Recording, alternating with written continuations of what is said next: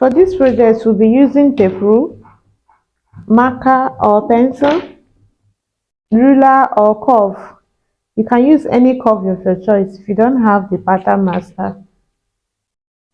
So let's dive in. So the measurements that are needed: bust measurements. You can check out my video on how to take upper body measurements. I'll leave the link to the video in the description box.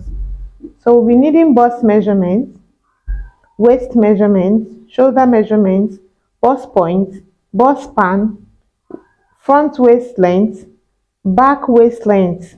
Then you can go ahead and do the necessary calculations. Like the bust measurement, you have to divide the bust measurement by 4, waist measurement divided by 4, shoulder measurement divided by 2. These are standard. Then the bust point remains the same. Bust span, you divide the bust span measurement by 2. The waist length remains the same, both for the front and the back. They will remain the same. So let's go into the pattern drafting. First of all, draw out all horizontal lines.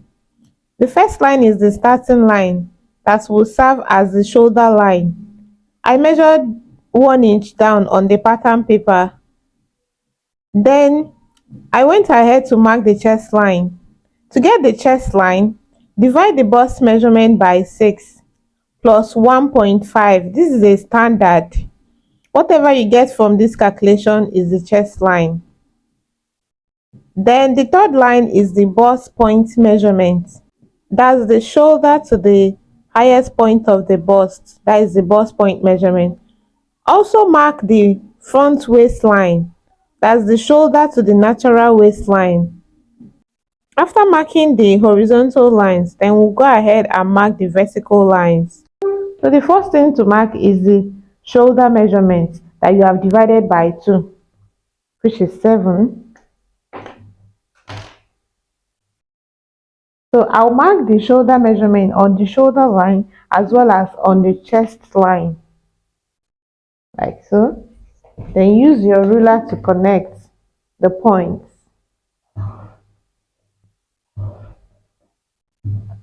Then after that, the next thing to do is to indicate the shoulder slope. Because the shoulder is not straight, it is slanted, you have to create a shoulder slope for the front. Then you come down by 1.5. This is a standard for the front shoulder slope. Then after that, you mark the neckline. To get the basic neckline, there is a standard to get the basic neckline. So when I use that, I have 3. So I'll come here and mark 3. This applies to everyone. Then I'll connect the points. Then I'll go ahead to mark the neck depth.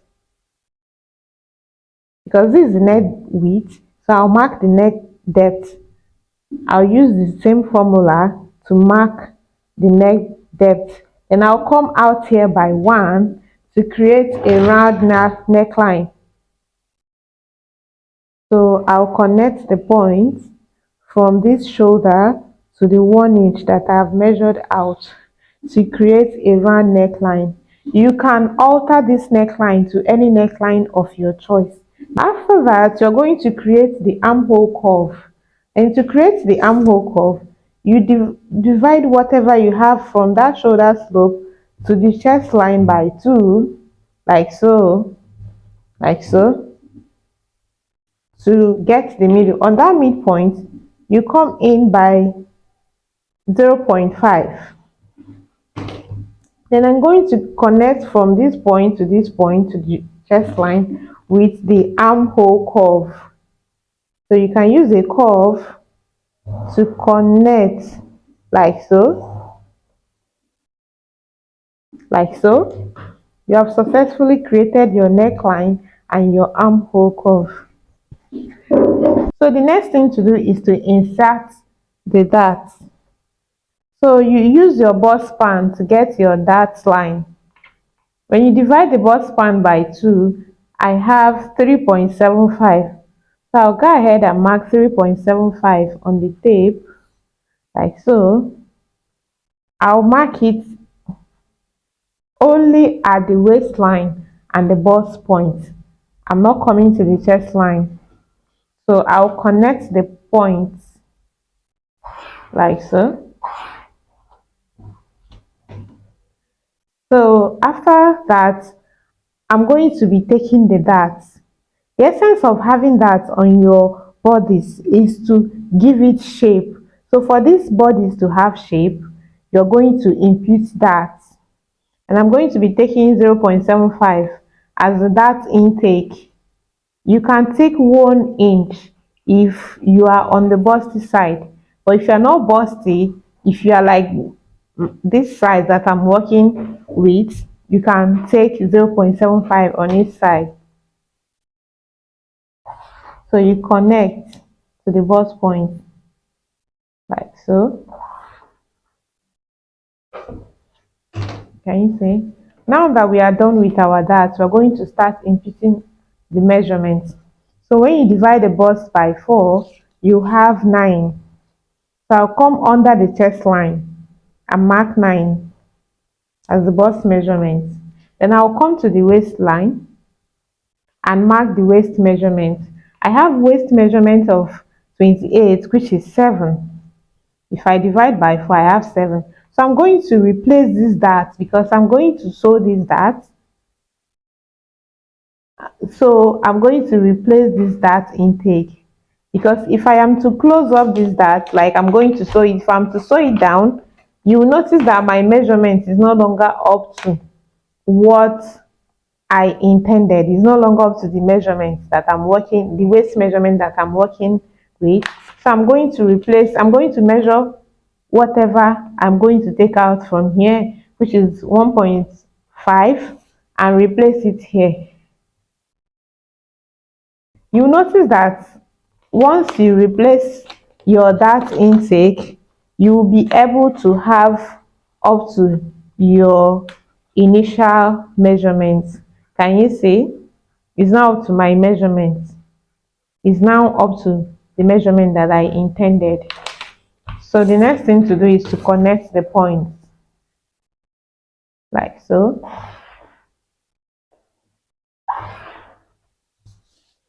And the next thing you're going to do is to close up the darts and redraw this line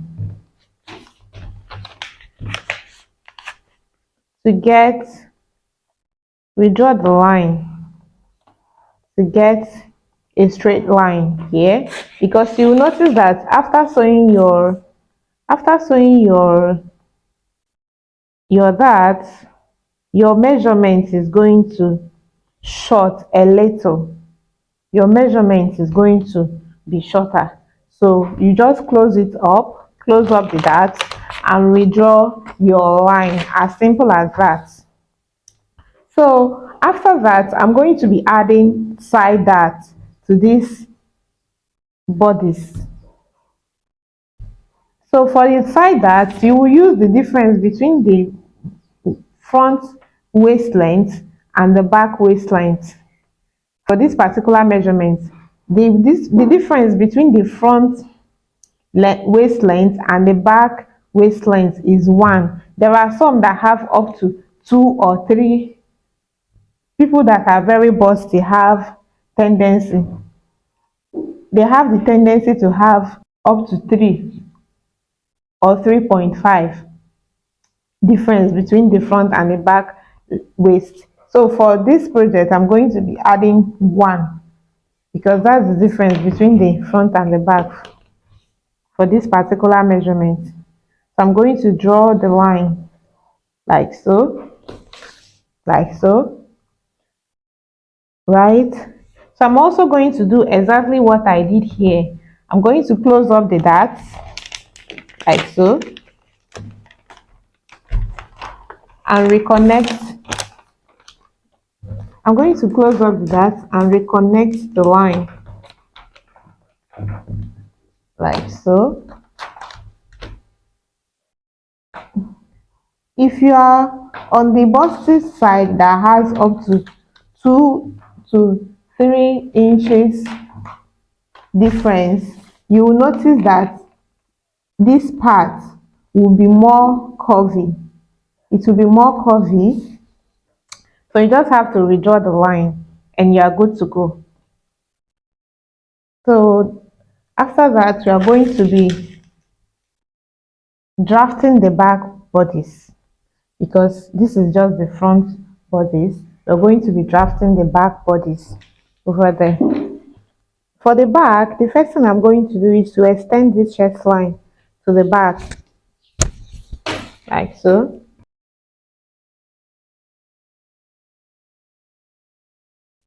And then I'll go ahead to mark the shoulder to waist length, which is 15.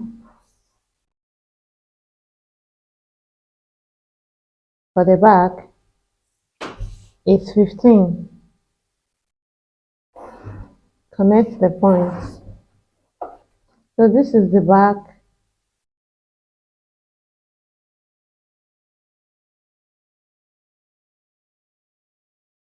Go ahead to impute the shoulder measurement, and the shoulder measurement is 7. So you mark 7 on the shoulder line and on the chest line and connect the points, like so. Then for the back shoulder slope, you're going to be coming down. You're going to be taking 1 inch as the back shoulder slope. It is a standard. Go ahead to also mark the neckline, which is 3 inches. Using this formula, you get the neckline, which is 3 inches. Then you connect the lines, like so.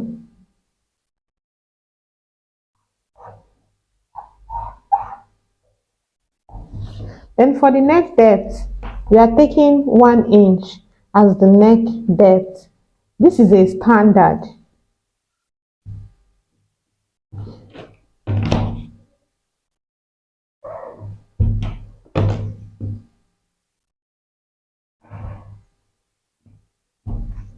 Like so.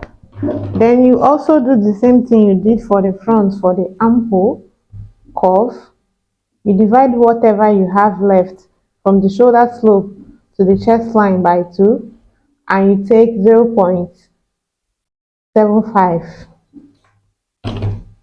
You can take 0.75 or 0.5. So depending on the size you're working with.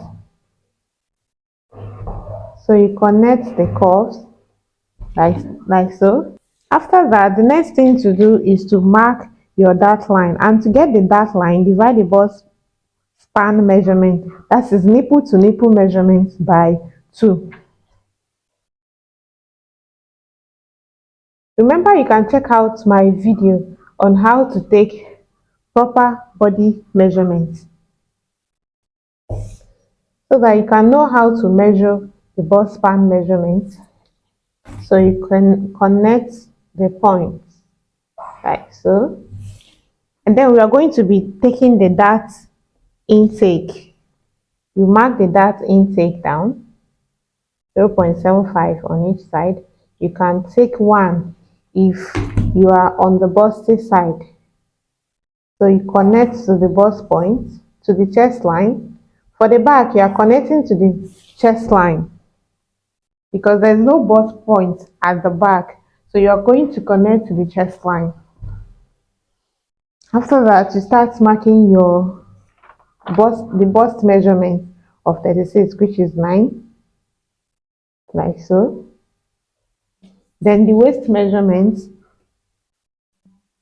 7, plus the dart intake. You're going to replace the dart intake, 1.5. You measure it and replace. Then you connect the points, like so. Right? If you can notice on this pattern, we are not adding any allowances. We are not adding any allowances to our pattern. We're going to add it to the fabric. The next thing you're going to do is to also close this dart and redraw the line. So you You take the dart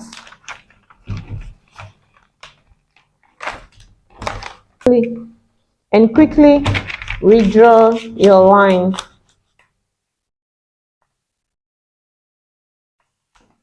like so.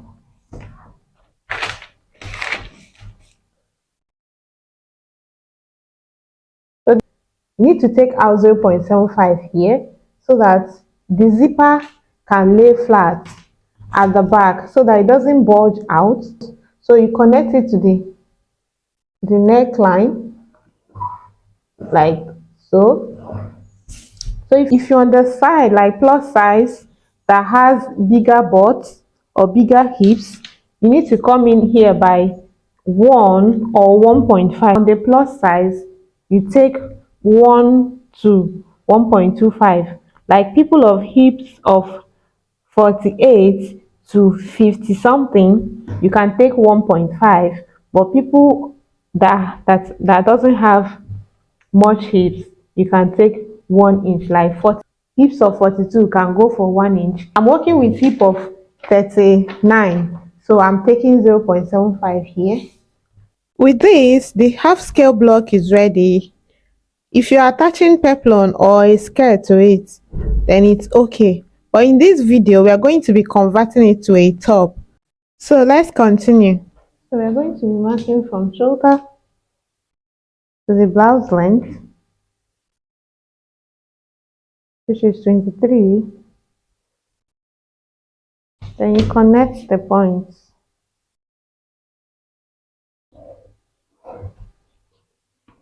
And I'm going to mark waist to hip measurement. And waist to hip measurement is 8.5. I'm going to go ahead to measure. This is the top length. Top length. So for this, we are going to be making use of hip measurements. And we are working with hip measurement of 39. So you divide by 4, you have 9.75. Then the blouse or top length of 23. This is from shoulder. From shoulder, you measure 23. So I'm going to go ahead to mark the dart.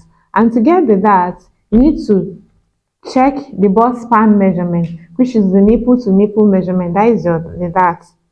So I'll mark the dart, which is 3.75. I'm going to mark the dart at the waist to hip line and connect to the waistline.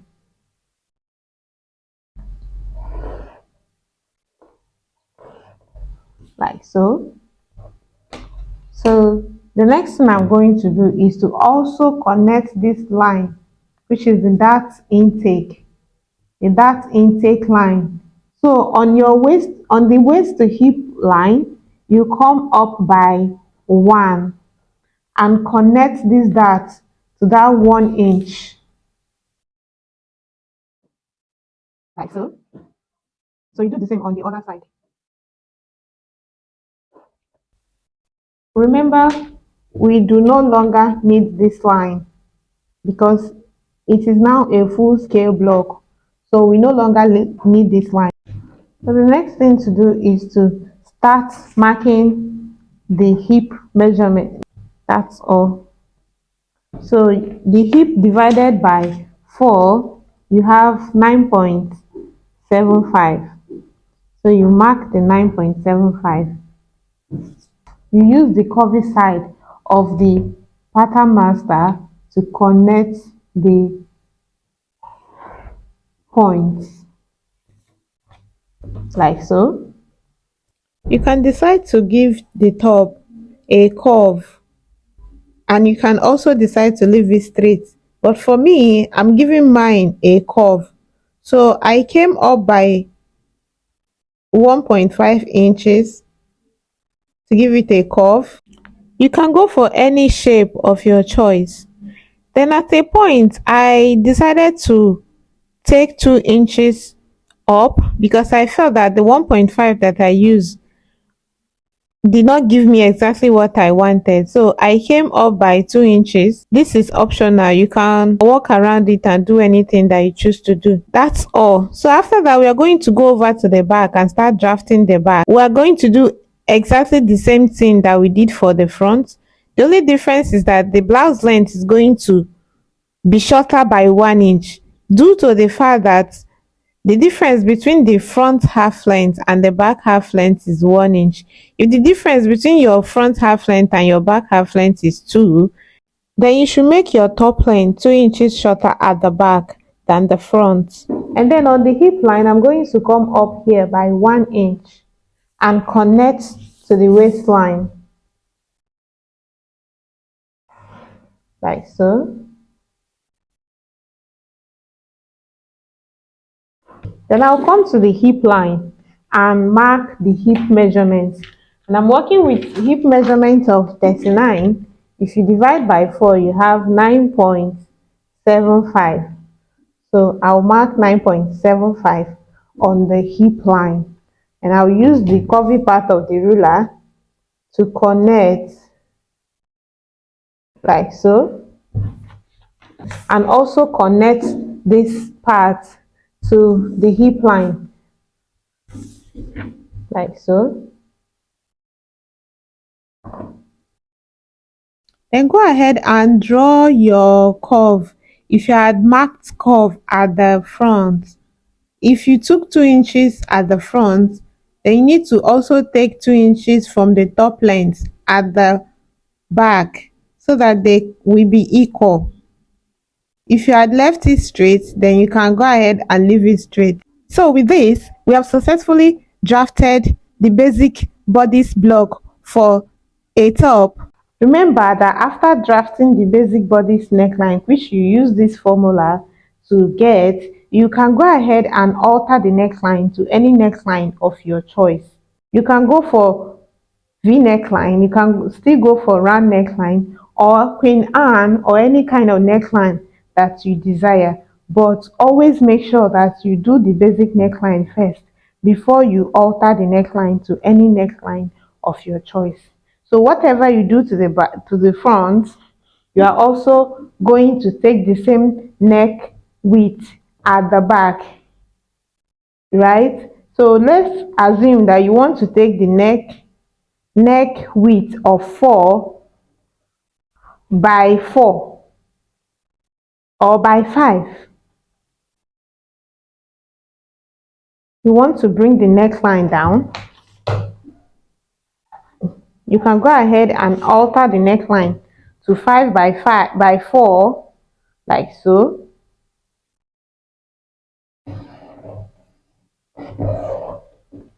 So when you get to the back, you are also going to take the 4 inches neck width that you have taken for the front. You can decide to maintain this line or come down if you want. For the neck depth, you can maintain the same basic neckline for the neck depth, but the neck width must always be equal with the front, like so, right? So that's it. If you had watched up to this point, I want to say kudos to you and I appreciate you.